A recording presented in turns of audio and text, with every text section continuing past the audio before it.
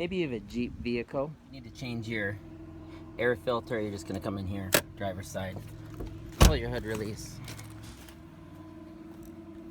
pop the hood.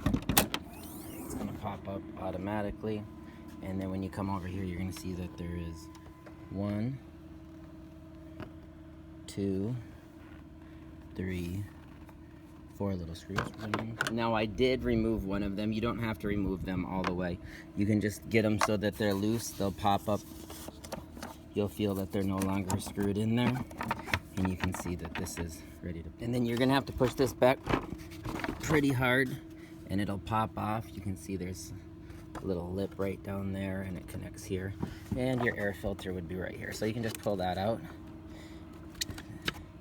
and take your new one. Vacuum this out.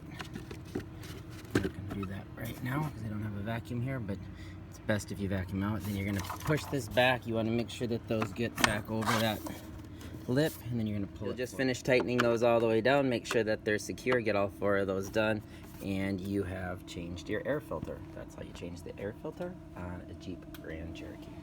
Hopefully this helps, and as always, thanks for watching. Please like and subscribe. Arrgh.